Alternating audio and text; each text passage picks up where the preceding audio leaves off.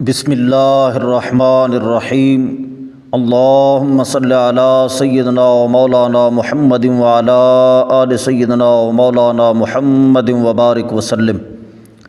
اللہم افتح علینا حکمتک وانشر علینا رحمتک یا ذا الجلال والاکرام صلی اللہ تعالی علیہ وسلم۔ فرض علوم کورس کے اندر ہم عقیدے کے باب میں عقائد متعلقہ نبوت پڑھ رہے ہیں اور یہ ہمارا درس چل رہا ہے بہار شریعت حصہ اول سے، اور کل ہم نے اس باب سے 9 عقیدے پڑھے تھے، اور 10ویں عقیدے کے اندر فرماتے ہیں قرآن مجید نے اگلی کتابوں کے بہت سے احکام منسوخ کر دیے، یوں ہی قرآن مجید کی بعض آیتوں نے بعض آیتوں کو منسوخ کر دیا ہے۔ ہمارے قرآن مجید نے پچھلی کتابوں کے بہت سارے احکام منسوخ کر دیے، اور اسی طرح قرآن پاک کی بعض آیتیں بعض آیتوں کے سبب منسوخ ہیں، لیکن منسوخ ہونے کا مطلب یہ نہیں ہے کہ وہ احکام باطل ہو گئے، وہ نصوص باطل ہو گئی، بلکہ منسوخ ہونے کا مطلب یہ ہے کہ ان کو اللہ تعالیٰ نے ایک خاص مدت کے لیے اتارا تھا، ان کا حکم ایک خاص مدت تک کے لیے تھا، پھر اگلی نس اتار کر اللہ تعالیٰ نے اس کی مدت کے سلسلہ میں آگاہ کر دیا۔ بلکہ خود وضاحت فرماتے ہیں عقیدہ نمبر 11 کے اندر، فرماتے ہیں نسخ کا مطلب یہ ہے کہ بعض احکام کسی خاص وقت تک کے لیے ہوتے ہیں، مگر یہ ظاہر نہیں کیا جاتا کہ یہ حکم فلاں وقت تک کے لیے ہے۔ جب میعاد پوری ہو جاتی ہے تو دوسرا حکم نازل ہوتا ہے، جس سے بظاہر یہ معلوم ہوتا ہے کہ وہ پہلا حکم اٹھا دیا گیا، اور حقیقتاً دیکھا جائے تو اس کے وقت کا ختم ہو جانا بتایا گیا ہے۔ منسوخ کے معنی بعض لوگ باطل ہونا کہتے ہیں، یہ بہت سخت بات ہے۔ احکام الہی سب حق ہیں، وہاں باطل کی رسائی کہاں؟ فرماتے ہیں سارے کے سارے احکام حق ہیں، ان میں سے کسی کو باطل نہیں کہہ سکتے۔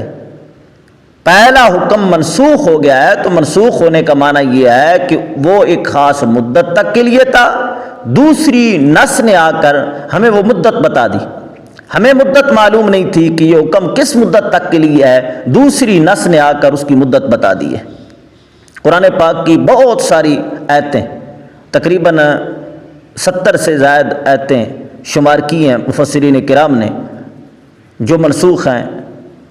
فَمَهِّلِ الْكَافِرِينَ أَمْهِلْهُمْ رُوَيْدًا، یا کفار کو مہلت دینے والی جتنی بھی آیتیں ہیں وہ ساری کی ساری یا ایھا الذین آمنوا جاہدوا الکفار والمنافقین واغلظ علیہم، اس طرح کی آیات بینات سے منسوخ ہیں۔ یعنی کفار پر پہلے نرمی کا حکم تھا، لیکن بعد میں حکم ارشاد فرمایا کہ کفار پر سختی کرو، منافقین پر سختی کرو، اور فرمایا کہ جہاں کہیں بھی انہیں پاؤ انہیں قتل کر دو۔ یہ جتنے بھی احکام ہیں انہوں نے نرمی والی آیات کو منسوخ کر دیا ہے۔ عقیدہ نمبر 12، قرآن کی بعض باتیں محکم ہیں کہ ہماری سمجھ میں آتی ہیں، اور بعض متشابہ کہ ان کا پورا مطلب اللہ تعالیٰ اور اللہ تعالیٰ کے حبیب صلی اللہ تعالی علیہ وسلم کے سوا کوئی نہیں جانتا۔ متشابہ کی تلاش اور اس کے معنی کی کنکاش وہی کرتا ہے جس کے دل میں کجی ہو۔ قرآن پاک کی آیات بینات 2 طرح کی ہیں، ایک ہے محکم اور ایک ہے متشابہ۔ خود قرآن پاک نے بیان فرمایا هو الذی انزل الکتاب منہ آیات محکمات ہن ام الکتاب واخر متشابہات۔ فرمایا 2 طرح کی آیتیں اللہ تعالیٰ نے قرآن پاک کے اندر نازل فرمائی، ایک ہے محکمات جن کا حکم بالکل واضح ہے، اور دوسری آیات بینات ہیں متشابہات جن کا معنی پورا مطلب معلوم نہیں ہو سکتا، تو لہذا جن کا معنی واضح ہے ان پر عمل کرنا ہے، اور جن کا معنی واضح نہیں ہے متشابہ آیات ہیں ان کے بارے میں عقیدہ رکھنا ہے۔ ان آیات متشابہات کے سلسلہ میں ہماری آزمائش ہے کہ دیکھا جائے کون ہے جو حد بندی کے اندر رہتا ہے اور اس پر عقیدہ ایمان رکھتا ہے، اور اللہ تعالیٰ نے جو حد بندی فرمائی ہے کہ اس کے معنی کی کنکاش نہیں کرنی، تو کون ہے جو اس حد تک رہتا ہے؟ فرمایا آیات متشابہات کے معنی کی کنکاش کی کوشش وہی کرے گا جس کے دل کے اندر کجی ہے۔ تو لہذا قرآن پاک کی آیات دو طرح کی ہیں، ایک ہے محکم اور ایک ہے متشابہ۔ محکم یعنی بالکل واضح، ان پر عمل کرنا ہے، اور متشابہات جو ہیں ان پر عقیدہ ایمان رکھنا ہے کہ جو بھی مراد الہی ہے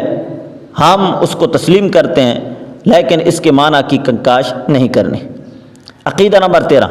وحی نبوت انبیاء کرام علیہم الصلاۃ والتسلیم کے لیے خاص ہے، یعنی وحی فقط نبی پر اتر سکتی ہے، جو اسے کسی غیر نبی کے لیے مانے کافر ہے۔ جس طرح کہ اسماعیل دیلوی نے اپنے مرشد رائے بریلی کے لیے وحی کو ثابت کیا ہے، تو یہ کفر ہے۔ وحی انبیاء کے ساتھ خاص ہے، نبی کو خواب میں جو چیز بتائی جائے وہ بھی وحی ہوتی ہے، اس کے جھوٹا ہونے کا احتمال نہیں۔ ولی کے دل میں بعض اوقات سوتے وقت یا جاگتے وقت کوئی بات القاء ہوتی ہے، اس کو الہام کہتے ہیں، اس کو وحی نہیں کہیں گے، اس کو الہام کہیں گے۔ اور وحی شیطانی کہ القاء من جانب شیطان ہو، یہ کاہن، ساحر اور دیگر کفار فساق کے لیے ہوتی ہے، شیطان کی جانب سے ایسے فاسقوں جادوگروں کے دلوں کے اندر کچھ باتیں ڈالی جاتی ہیں، ان کو وحی شیطانی کہیں گے۔ عقیدہ نمبر 14، نبوت کسبی نہیں، یعنی اعمال سے نہیں حاصل کی جا سکتی کہ آدمی عبادت و ریاضت کے ذریعے سے حاصل کر سکے، بلکہ محض عطائے الہی ہے، یعنی یہ نبوت محض عطائے الہی ہے، کسب کے ذریعے اس کو حاصل نہیں کیا جا سکتا، کہ جسے چاہتا ہے اپنے فضل سے دیتا ہے، جسے اللہ تعالیٰ چاہتا ہے اپنے فضل سے دیتا ہے، ہاں دیتا اسی کو ہے جسے اس منصب عظیم کے قابل بناتا ہے،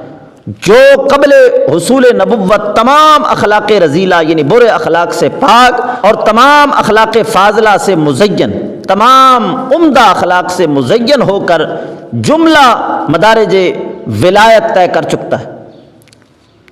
نبوت کا منصب اللہ تعالیٰ اسی ہی عطا فرماتا ہے جو پہلے کامل طریقے کے ساتھ ولایت کی منازل طے کر چکتا ہے، اور اپنے نسب، جسم، قول، فعل، حرکات و سکنات میں ہر ایسی بات سے منزہ ہوتا ہے جو باعث نفرت ہو، اسے عقل کامل عطا کی جاتی ہے جو اوروں کی عقل سے بدرجہ زائد ہے۔ کسی حکیم اور کسی فلسفی کی عقل اس کے لاکھویں حصہ تک نہیں پہنچ سکتی، یعنی اللہ تعالیٰ جسے نبوت کا عہدہ اور نبوت کا منصب عطا فرماتا ہے وہ اخلاق رذیلہ سے پاک اور اخلاق فاضلہ سے مزین، نسب کے اعتبار سے اعلیٰ، جسم کے اعتبار سے اعلیٰ، قول و فعل کے اعتبار سے اعلیٰ، تمام کی تمام خوبیاں اس ذات میں جمع ہوتی ہیں جسے اللہ تعالیٰ نبوت کا منصب عطا فرماتا ہے، اور پھر نبی کو عقل کامل عطا فرماتا ہے جو اوروں کی بنسبت لاکھوں درجے عقل کامل ہوتی ہے۔ جس طرح کے روایات کے اندر آتا ہے کہ اللہ تعالیٰ نے عقل کے کروڑ حصے پیدا فرمائے، اور پھر وہ سارے کے سارے حصے حضور اکرم صلی اللہ تعالی علیہ وسلم کو عطا کیے گئے، اور ایک حصہ کائنات میں تقسیم کیا گیا، یعنی کروڑ میں سے ایک حصہ کائنات میں تقسیم کیا گیا، باقی سارے کا سارا حضور اکرم صلی اللہ تعالی علیہ وسلم کو عقل عطا فرمایا گیا۔ تو دیکھیے کتنا عقل کامل ہے۔ بعض اوقات نا یہ سکولی قسم کے لوگ کہتے ہیں کہ جی ان کے پاس عقل نہیں تھا، وہ تو سوئی نہیں بنا سکے، وہ تو گاڑی نہیں بنا سکے، وہ یہ نہیں کر سکے، وہ نہیں کر سکے، یہ تو انگریزوں کی عقل کامل ہے کہ انہوں نے یہ بنایا وہ بنایا۔ انبیاء کرام کے پاس عقل کامل ہے، ہاں یہ ہے کہ انبیاء کرام نے اور اللہ تعالیٰ کے پیارے ولیوں نے یہ چیزیں اس وجہ سے نہیں بنائی، اس کے اندر خاص حکمت ہے، کیونکہ یہ اشیاء جتنی بھی تھی، گاڑی ہو، پستول ہو، گنے ہوں، انہوں نے غلط استعمال ہونا تھا۔ اور روایت کے اندر آتا ہے کہ کوئی بندہ جب اچھی چیز ایجاد کرتا ہے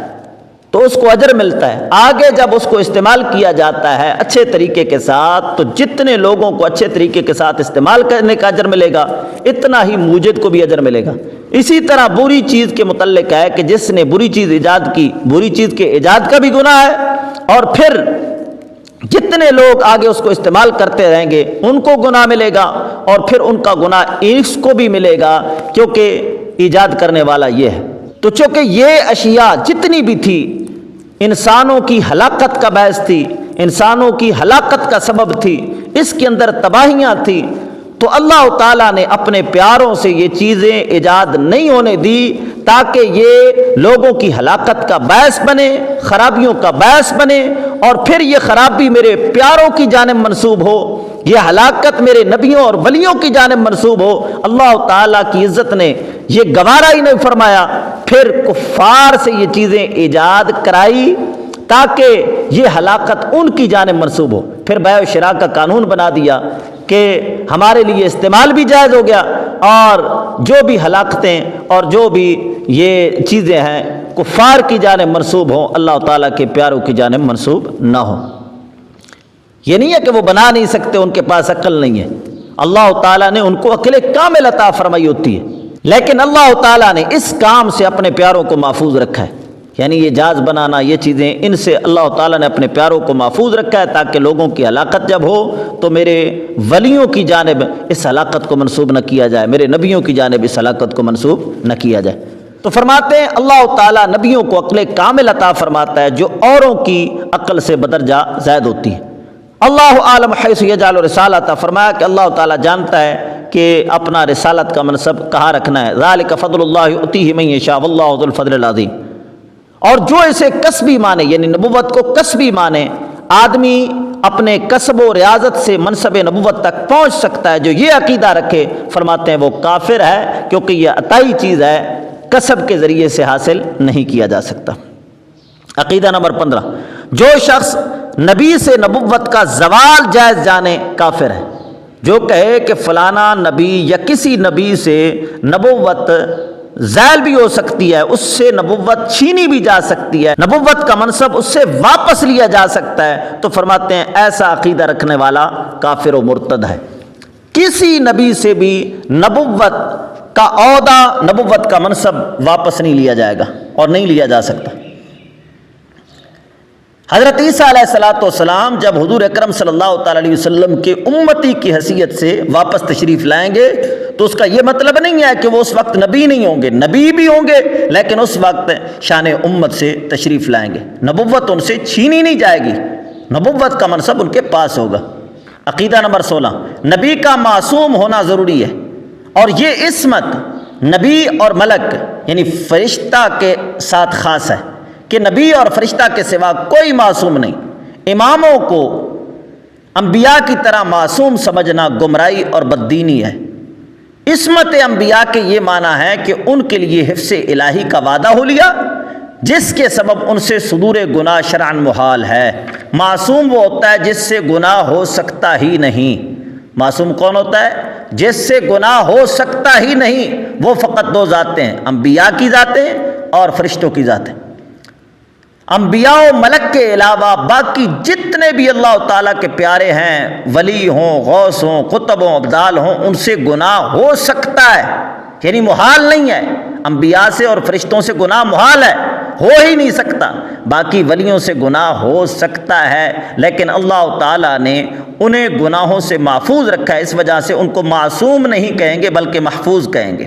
تو فرماتے ہیں بخلاف ائمہ و اکابر اولیاء کے کہ اللہ عز و جل انہیں محفوظ رکھتا ہے، ان سے گناہ ہوتا نہیں ہے، مگر ہو تو شرعاً محال بھی نہیں، یعنی انبیاء کرام سے گناہ ہو ہی نہیں سکتا، اور باقی اولیاء کرام، صحابہ کرام، تابعین، تبع تابعین، یہ جتنے بھی ہیں ان سے گناہ ہو سکتا ہے، لیکن اللہ تعالیٰ نے ان پر کرم فرمایا ہے، انہیں یہ شان بخشی ہے کہ یہ گناہوں سے محفوظ ہیں، یعنی اللہ تعالیٰ ان کو گناہوں سے محفوظ رکھتا ہے، لیکن یہ معصوم نہیں ہے، ان سے گناہ ہو سکتا ہے۔ عقیدہ نمبر 17، انبیاء کرام علیہم الصلاۃ والتسلیم شرک و کفر اور ہر ایسے امر سے جو خلق کے لیے باعث نفرت ہو، جیسے کذب، خیانت، جہل وغیرہ صفات ذمیمہ یعنی برے اخلاق سے، نیز ایسے افعال سے جو وجاہت و مروت کے خلاف ہیں، قبل نبوت اور بعد نبوت بالاجماع معصوم ہیں، یعنی اعلان نبوت سے پہلے بھی ان سے معصوم ہیں اور اعلان نبوت کے بعد بھی معصوم، اور کبائر سے بھی مطلقاً معصوم ہیں، اور حق یہ ہے کہ تعمد صغیر یعنی جان بوجھ کر صغیر سے بھی قبل نبوت اور بعد نبوت معصوم ہے، یعنی انبیاء کرام سے کسی قسم کے گناہ کا صدور نہیں ہو سکتا، اور کوئی ایسی چیز انبیاء کرام سے نہیں ہو سکتی جو خلق کے لیے باعث نفرت ہو۔ عقیدہ نمبر 18، اللہ تعالیٰ نے انبیاء کرام علیہم الصلاۃ والتسلیم پر بندوں کے لیے جتنے احکام نازل فرمائے انہوں نے وہ سب پہنچا دیے۔ جو یہ کہے کہ کسی حکم کو کسی نبی نے چھپا رکھا، تقیہ یعنی خوف کی وجہ سے یا کسی اور وجہ سے نہ پہنچایا، تو وہ کافر ہے۔ انبیاء کرام کو جتنے بھی احکام دے کر بھیجا گیا اور امت تک پہنچانے کا حکم ارشاد فرمایا، وہ سارے کے سارے حکم انبیاء کرام نے امت تک پہنچا دیے۔ اور اگر کوئی یہ کہے کہ کسی ایک حکم کو بھی کسی نبی نے چھپا کر رکھا، نہیں پہنچایا، کسی خوف کسی لالچ کی بنا پر، تو ایسا عقیدہ رکھنے والا کافر ہے۔ جس طرح کہ روافض کہتے ہیں کہ حضور اکرم صلی اللہ تعالیٰ علیہ وسلم آخری بیماری کے اندر کچھ لکھوانا چاہتے تھے، خلافت کے سلسلہ میں کوئی نیا حکم آپ صلی اللہ تعالیٰ علیہ وسلم لکھوانا چاہتے تھے، لیکن صحابہ کرام نے شور شرابہ کیا تو حضور اکرم صلی اللہ تعالیٰ علیہ وسلم نے وہ حکم چھپا لیا، لکھ کر نہیں دیا۔ یہ کفریہ عقیدہ، اور ایسا عقیدہ رکھنے والا کافر و مرتد ہے۔ حضور اکرم صلی اللہ تعالیٰ علیہ وسلم ہو یا کوئی نبی کسی حکم کو بھی چھپا کر نہیں رکھتا، بلکہ جو احکام نبی کو دے کر بھیجے جاتے ہیں وہ کما حقو بیان کر دیتے ہیں۔ اس وقت حضور اکرم صلی اللہ تعالیٰ علیہ وسلم جو چیز لکھوانا چاہتے تھے وہ سابقہ احکام کے متعلق ہی تاکید تھی، اس وجہ سے حضور اکرم صلی اللہ تعالیٰ علیہ وسلم نے قلم کے سلسلہ میں فرمایا کہ رہنے دو۔ باقی اگر نیا حکم حضور اکرم صلی اللہ تعالیٰ علیہ وسلم کے پاس آتا اور وہ پہنچانا مقصود ہوتا تو پھر حضور اکرم صلی اللہ تعالیٰ علیہ وسلم قطعاً باز نہ رہتے، کیونکہ یہ تو ہو ہی نہیں سکتا کہ کوئی حکم اللہ تعالیٰ دے کر بھیجے اور نبی کو فرمائے کہ امت تک پہنچاؤ اور وہ پہنچائے نہیں۔ اور عقیدہ نمبر 19 فرماتے ہیں احکام تبلیغیہ میں انبیاء کرام سے سہو و نسیان محال ہے۔ تبلیغی احکام میں انبیاء کرام بھول سکتے ہی نہیں ہیں، جو حکم بھی اللہ تعالیٰ کسی نبی کو دے کر مبعوث فرمائے وہ کما حق ہو امت تک پہنچا دیتے ہیں، کسی حکم کے سلسلہ میں بھول نہیں سکتے۔ عقیدہ نمبر 20 ان کے جسم کا برس و جزام وغیرہ ایسے امراض سے جن سے تنفر ہوتا ہو پاک ہونا ضروری ہے، یعنی کوئی ایسی مرض کسی نبی کو نہیں لگ سکتی جو باعث نفرت ہو، کوئی مرض بھی ایسی کسی نبی کو نہیں لگ سکتی جو لوگوں کے لیے باعث نفرت ہو۔ یہ عام طور پر قصے بنائے گئے ہیں کہ حضرت ایوب علیہ الصلاۃ والسلام کے جسم کے اندر کیڑے پڑ گئے، تو جب کیڑا زمین پر گرتا تو آپ اسے اٹھا کر جسم کے ساتھ چمٹا لیتے اور فرماتے تیرا رزق اللہ تعالیٰ نے میرے جسم کے اندر رکھا ہے، کہاں جا رہا ہے؟ یہ محض جھوٹ کی کہانی ہے اور حضرت ایوب علیہ الصلاۃ والسلام کی گستاخی ہے۔ کسی روایت سے بھی نہیں ثابت کہ حضرت ایوب علیہ الصلاۃ والسلام کے جسم کے اندر کیڑے پڑے ہوں۔ قرآن پاک کے اندر فقط یہ ہے کہ وہ بیمار ہوئے تھے، اس کے اندر کوئی تفصیل نہیں ہے کہ کون سی بیماری لگی تھی، لہٰذا یہ اسرائیلیات سے ہے کہ پیوند لگائے جائیں کہ فلاں بیماری لگی تھی، کیڑے پڑے تھے، یہ محض جھوٹ کی کہانی ہے، اس کا حقیقت کے ساتھ کوئی تعلق نہیں ہے، اور بالکل یہ گستاخی ہے حضرت ایوب علیہ الصلاۃ والسلام کی، اور جس کا بالکل سرے سے کوئی ثبوت نہیں ہے، یہ اسرائیلیات میں سے ہے، محض جھوٹی کہانی جو ایک نبی کی جانب منسوب کی گئی ہے۔ اسی طرح ایک قصہ بنا کے پیش کیا جاتا ہے کہ حضور اکرم صلی اللہ تعالیٰ علیہ وسلم کے سامنے والے دانت شہید ہو گئے، حالانکہ یہ لوگوں کے لیے باعث نفرت چیز ہے کہ سامنے والے دانت ٹوٹ جائیں تو بندہ کیسا لگتا ہے۔ یہ ممکن ہی نہیں ہے کہ حضور اکرم صلی اللہ تعالیٰ علیہ وسلم کے سامنے والے دانت یا مکمل دانت شہید ہو جائے۔ ہمارے شیخ عبدالحق محدث دہلوی نے لکھا اور اس کے علاوہ ہمارے جید علماء کرام نے لکھا کہ حضور اکرم صلی اللہ تعالیٰ علیہ وسلم کے دانت مبارک کے شہید ہونے کا معنی یہ ہے کہ اس کے اندر کسر ہوئی تھی، فقط دانت مبارک سے اوپر سے تھوڑا سا چھلکا اترا تھا، جس سے دانت مبارک کے حسن کے اندر مزید اضافہ ہو گیا تھا۔ دانت شہید ہونے کا معنی یہ ہے کہ اوپر سے تھوڑا سا چھلکا اترا جس سے دانت مبارک کی چمک مزید بڑھ گئی، باقی دانت مکمل شہید ہو جائیں یہ ممکن ہی نہیں ہے، کیونکہ ہمارا عقیدہ ہے کوئی ایسی بیماری، کوئی ایسا عیب جو لوگوں کے لیے باعث نفرت ہو، کسی نبی کے اندر آ سکتا ہی نہیں ہے۔ کوئی بیماری نہیں لگ سکتی، کوئی اس طرح کی چیز کسی نبی کے اندر نہیں آ سکتی جو لوگوں کے لیے باعث نفرت ہو۔ تو یہ کتنی باعث نفرت چیز ہے کہ سامنے والے چاروں دانت نہ ہو یا ایک دانت نہ ہو، لہٰذا ایسی چیز کسی نبی کے اندر آ ہی نہیں سکتی۔ اور یہ بھی جھوٹا قصہ ہے کہ حضور اکرم صلی اللہ تعالی علیہ وسلم کے سامنے والے دانت 4 شہید ہوئے یا ان میں سے ایک مکمل شہید ہوا، یہ محض جھوٹ کی کہانی ہے۔ فقط روایت کے اندر اتنا ہے کہ حضور اکرم صلی اللہ تعالی علیہ وسلم کے دانت کے اندر کسر ہوئی ہے، یعنی معمولی سا دانت کے اوپر سے چھلکا اترا ہے، جس کی بنا پر دانت کے حسن کے اندر کمی نہیں آئی بلکہ دانت کے حسن کے اندر مزید اضافہ ہو گیا ہے۔ اور اسی طرح حضرت ایوب علیہ السلام کے جسم میں کیڑے پڑنے والی روایت یا اس طرح کی جتنی روایتیں ہیں یہ ساری کی ساری موضوع من گڑت ہیں، ان کا کوئی ثبوت بھی نہیں ہے۔